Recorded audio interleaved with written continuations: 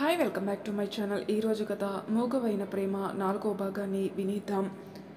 మరి చేయలేదని తెలిసినప్పుడు పెట్టాలని తెలీదా అన్నాడు.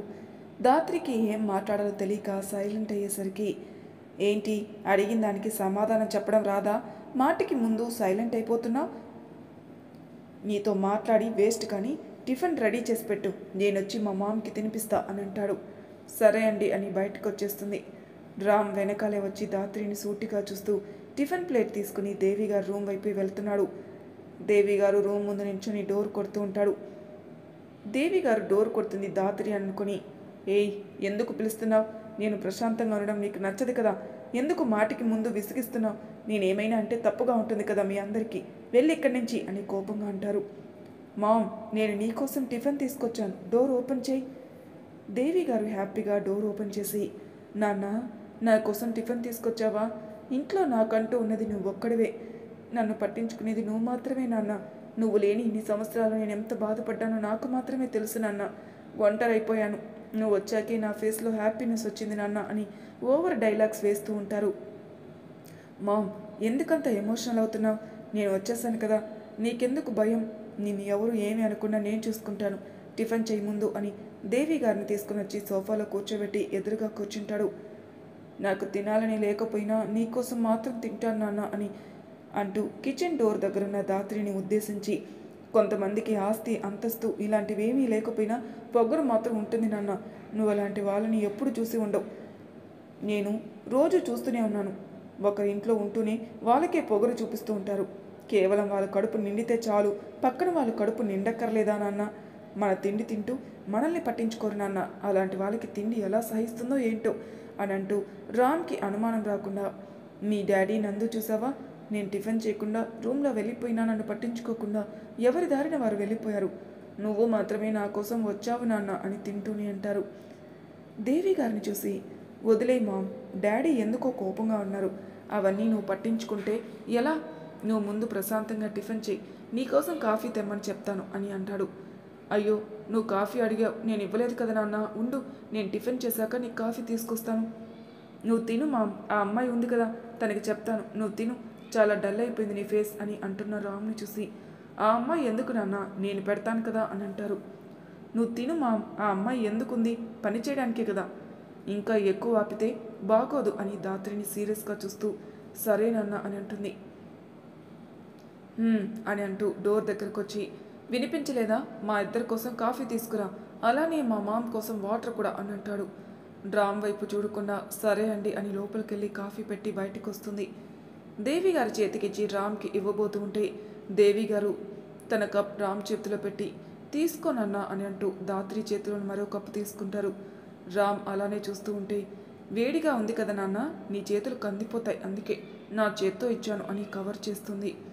సరే మామ్ అని మరోసారి దాత్రి చేతి కాఫీ రుచి చూస్తూ ఫోన్ రావడంతో పక్కకెళ్తాడు. దాత్రి అలానే నిల్చొని ఉండడం చూసి దేవి గారికి కోపం వచ్చి, నీకు కిచెన్లో ఏం పని లేదా, వెళ్ళి చేసుకో, ఒకవేళ నా కూతుర్ని కిచెన్లో పెట్టి నువ్వు షికారు చేస్తున్నావా అని అంటారు. అయ్యో కాదత్తయ్య, నందు చేత నేనేమీ పనులు చేయించడం లేదు, తను బయటికి వెళ్ళింది, మీకు చెప్పమని చెప్పింది.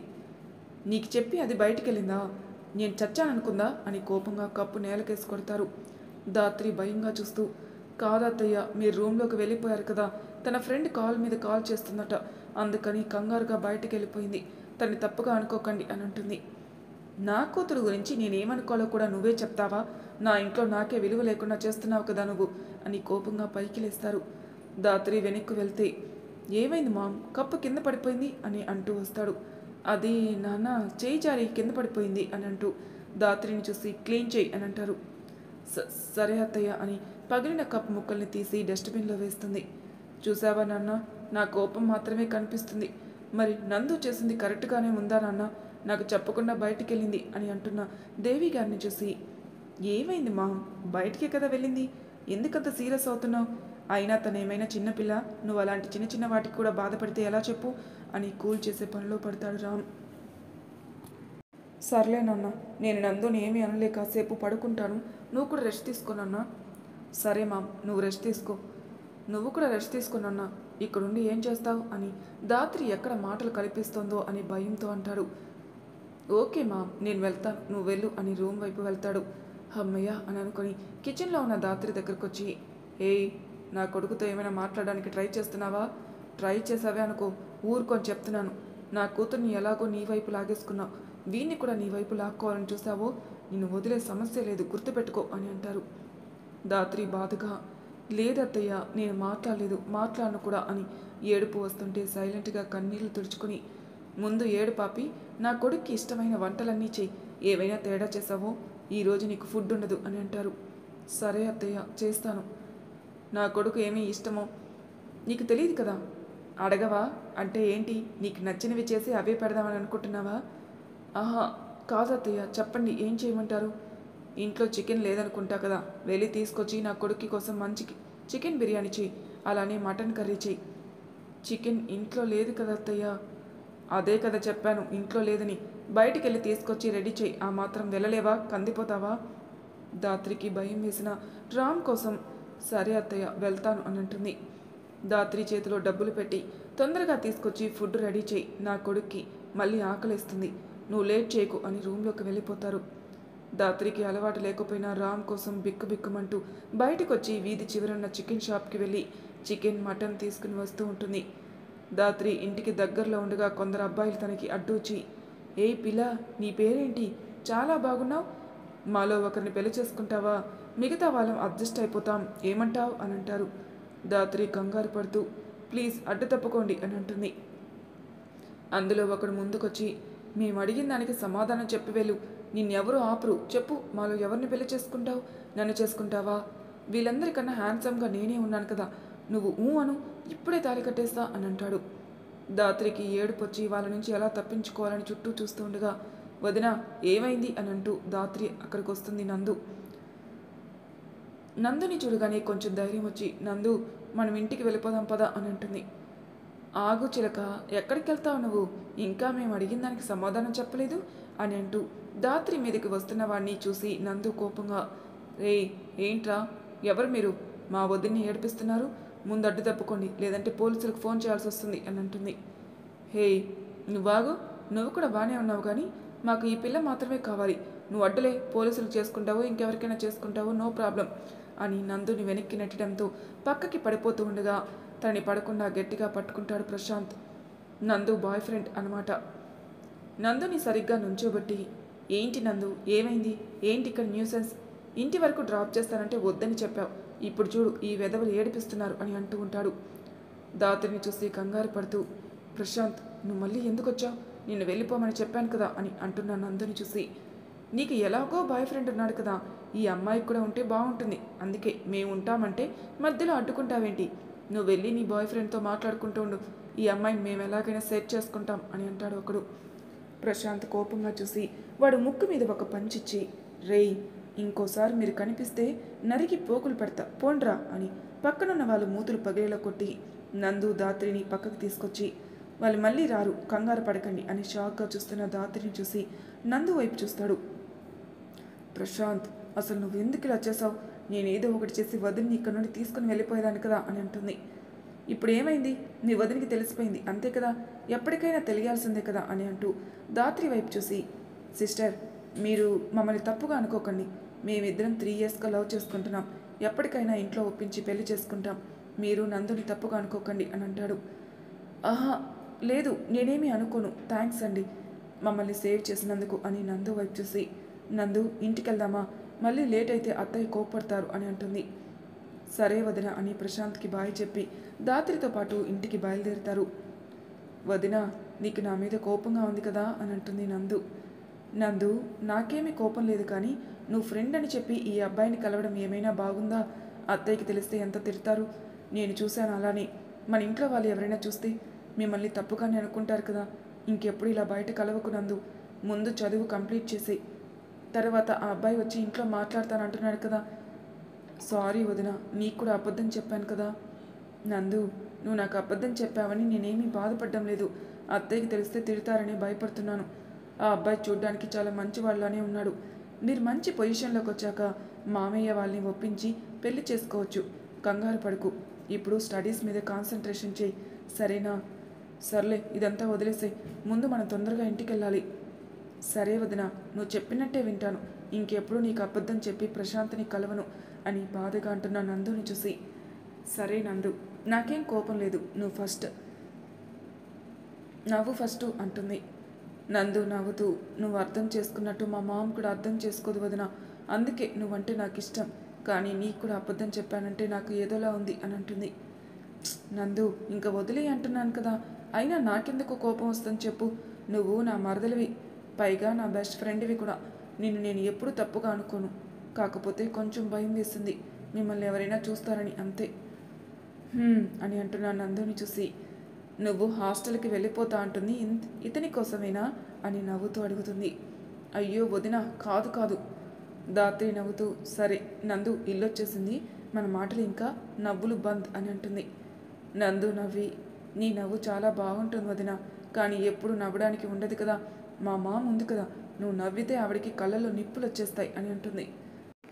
దాత్రి సైలెంట్గా, అలా ఏం కాదులే నందు, అత్తయ్య కొంచెం కోపంగా ఉంటారు కదా, అందుకే అలా అంటారు, నాకేం బాధ లేదు, నువ్వు ఇవన్నీ వదిలేసి హ్యాపీగా చదువుకో అని లోపలికి వెళ్తూ ఉంటారు. సరే వదిన, నేను ఇప్పుడే వస్తాను అని నందు తన రూమ్లోకి వెళ్ళిపోతూ అప్పుడే బయటకు వస్తున్న దేవి గారు దాత్రిని చూసి, ఏయ్ ఆగు అని గట్టిగా అరుస్తారు. దాత్రి అక్కడే ఆగిపోతే దేవి గారు ఎదురుగా వచ్చి, నువ్వు ఎప్పుడు బయటికి వెళ్ళావు, అసలు ఇప్పుడు ఇంటికి వస్తున్నావా, ఎంతసేపు ఎక్కడున్నావు, ఎవరితో మాట్లాడుతూ బయట టైం వేస్ట్ చేశావు, నీకేం చెప్పాను, తొందరగా వచ్చి ఫుడ్ రెడీ చేయమని చెప్పాను కదా, అయినా నా మాట అంటే లెక్క లేకుండా బయట ఎవరితోనో సోది పెట్టుకుంటూ కూర్చున్నావా అని అంటుంది. దాత్రి కంగారు పడుతూ, కాదత్తయ్య, చికెన్ షాప్ నుండి వస్తుంటే ఎవరో అబ్బాయిలు అడ్డుకున్నారు, వాళ్ళ నుండి తప్పించుకుని వచ్చేసరికి ఈ టైం అయింది అంటుంది. ఆహా అవునా, నువ్వు పెద్ద అతిలోక సుందరవని అందరూ నీ వెంట పడతారు, అబద్ధాలు చెప్పడానికి సిగ్గుగా లేదు, బయట ముచ్చట్లు పెట్టి లేట్ అయిందని చెప్పడానికి మొహం చెల్లక ఇలా అబద్ధాలు చెప్తున్నావా, అయినా నిన్ను అడిగి టైం వేస్ట్, తొందరగా వెళ్ళి ఫుడ్ రెడీ చేయి, గంట తర్వాత వస్తాను, ఫుడ్ రెడీ అవ్వలేదో ఏం చెప్తాను గుర్తుంది కదా. ఉందత్తయ్య, తొందరగా రెడీ చేస్తాను. మరి ఇంకా ఇక్కడే ఉన్నావేంటి, వెళ్ళు అని నందు బయటికి రావడం చూసి ఇంకా అక్కడే ఉన్న దాత్రిని చూసి ఏంటి అని కొంచెం గట్టిగానే అరుస్తారు. ఆహా ఏం లేదత్తయ్య అని కిచెన్లోకి వెళ్ళిపోతుంది. దేవి గారు స్ట్రైట్గా వెళ్ళి సోఫాలో కూర్చొని టీవీ పెట్టుకొని చూస్తున్న నందు దగ్గరికి వెళ్ళి, ఎక్కడికి వెళ్ళావు అని అడుగుతారు. నందు కూల్గా, నా ఫ్రెండ్ని కలవడానికి బయటికి వెళ్ళాను, అయినా వదినికి చెప్పే వెళ్ళాను కదా, నీకు చెప్పమని చెప్పలేదా, మళ్ళీ అడుగుతున్నావు అని అంటుంది. దానికి చెప్పడం ఏంటి, నాకు చెప్పాలని తెలీదా, పైగా ఇప్పుడు అడుగుతుంటే తనకి చెప్పానని సమాధానం చెప్తున్నావు, అసలు ఏమనుకుంటున్నావు నువ్వు.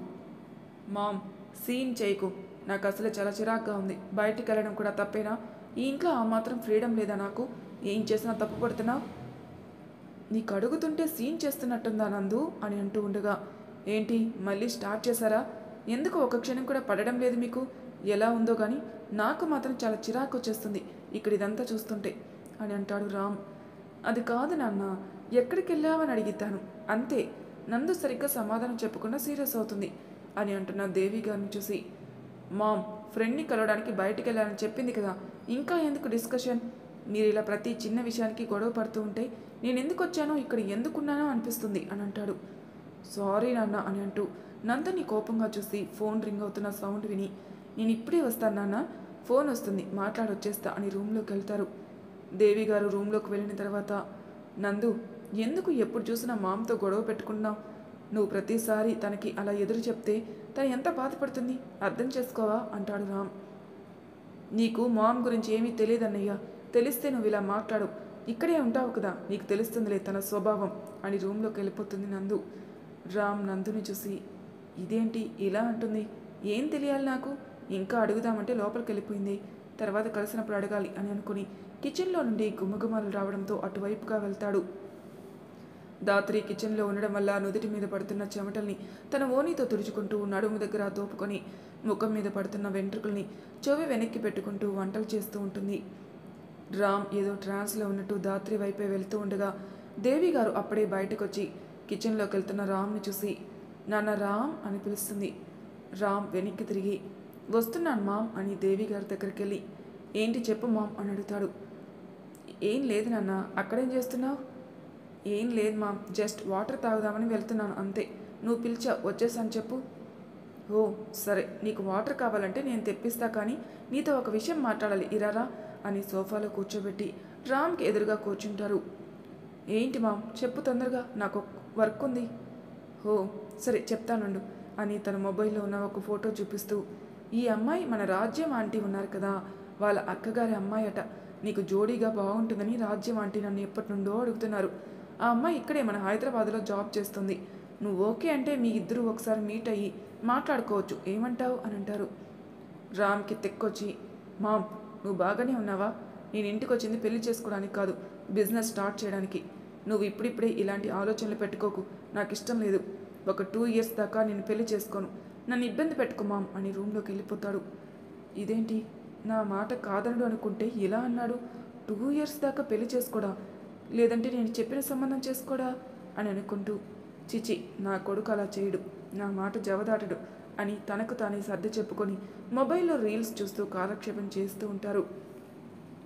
దాత్రి సరిగ్గా గంట తర్వాత బయటకొచ్చి, అత్తయ్య వంట అయిపోయింది, వడ్డించేయమంటారా అని అంటుంది. దాత్రి ఇంకా లేట్ చేస్తుంది తిడదామని అనుకున్న దేవి గారికి గంట తర్వాత వచ్చి వంట అయిపోయిందని చెప్పగానే షాక్ అయ్యి, నేను చెప్పినవన్నీ చేసావా, లేదంటే ఒకటే చేసి సరిపెట్టేసావా అని అంటారు. లేదత్తయ్య, మీరు చెప్పినవన్నీ చేశాను అని అంటూ, అలానే నందుకి ఇష్టమని ఎగ్ మసాలా కర్రీ కూడా చేశాను అని చెప్తుంది. దాత్రిని అలానే చూస్తూ, సరే వెళ్ళు అని అంటారు. మరి భోజనం అని అంటున్న దాత్రి మాట మధ్యలోనే ఆపేసి, నేను పిలుస్తా, నువ్వు వెళ్ళి ఇంకా అని అనడంతో సైలెంట్గా రూమ్లోకి వెళ్ళిపోతుంది. ఇదేంటి ఇంత ఫాస్ట్గా వంటలు చేసేసింది, అవి తిన్న తర్వాత టేస్ట్ బాగోకపోతే అప్పుడు చెప్తా దీని పని అని మొబైల్ చూసుకుంటూ టైం గడిపేస్తారు. దేవి గారికి బట్టలు ఆరబెట్టలేదని గుర్తుకొచ్చి అప్పుడే రూమ్లోకి వెళ్ళిన దాత్రిని పిలుస్తారు. కాసేపు రెస్ట్ తీసుకుందామని అనుకుంటున్న దాత్రికి వాళ్ళ అత్తయ్య పిలిచేసరికి పరుగున బయటకొచ్చి, చెప్పండి అత్తయ్య, ఏమైనా కావాలా అని అంటుంది. వాషింగ్ మిషన్లో బట్టలు పొద్దున వేసావాయి, అవి ఇప్పటి వరకు ఆరబెట్టలేదు, నిన్నేమైనా చేత్తో ఉతకమని చెప్పినానా? వాషింగ్ మిషన్లో తీసి బయట వేయడానికి కూడా అంత బద్ధకమేంటి నీకు అని అంటారు. మర్చిపోయాను అత్తయ్య, ఇప్పుడే వేసి వచ్చేస్తా అని వాషింగ్ మిషన్లోని బట్టలు బకెట్లో వేసుకుని టెర్రస్ మీదకి వెళ్తుంది. సడన్గా వాతావరణం మారడంతో, ఇదేంటి సడన్గా వాతావరణం చల్లగా అయిపోయింది, ఇప్పుడు వేసిన వెంటనే తడిచిపోతాయేమో, ఏం చేయను, వర్షం వస్తుందంటావా లేదంటే రాదంటావా అని తనలోని తాను అనుకుంటూ ఉంటుంది. ఒకవేళ వర్షం వస్తే బట్టలన్నీ తడిచిపోతే అత్తయ్యకు మళ్ళీ కోపం వస్తుంది. ఇప్పుడు ఏం చేసేద్దాం, కాసేపు వెయిట్ చేద్దామా అని ప్రశాంతంగా ఉండడంతో చుట్టూ చూస్తూ ఉంటుంది. రామ్ చిరాగ్గా రూమ్లో తిరుగుతూ, ఏంటి మామ్ వచ్చి రాగానే పెళ్ళి అంటుంది, అనవసరంగా ఇండియా వచ్చానా, ఈవిడ అతి ప్రేమతో నన్ను చంపుతుంది, ఇప్పుడు నేను వద్దని చెప్పానని డిసప్పాయింట్ అయి ఉంటుందా? అయినా అది నిజమే కదా, నాకు ఇష్టం లేదు చెప్పడంలో తప్పేం లేదు, అయినా మా మామ్ ఆ మాత్రం అర్థం చేసుకోకుండా ఉంటుందా అని వర్క్ గురించి ఆలోచించే మూడ్ లేక వెదర్ కూల్గా ఉండడంతో టెర్రస్ వైపు వెళ్ళి సిగరెట్ వెలిగిస్తాడు. మరి తర్వాయి భాగంలో ఏం జరుగుతుందో నెక్స్ట్ ఎపిసోడ్లో తెలుసుకుందాం. అంతవరకు నా ఛానల్ సబ్స్క్రైబ్ చేయని వాళ్ళు ప్లీజ్ సబ్స్క్రైబ్ చేసుకోండి, లైక్ చేసి షేర్ చేయండి, మీ అభిప్రాయాలు నాకు కామెంట్ రూపంలో తెలియజేయండి. Thank you for listening.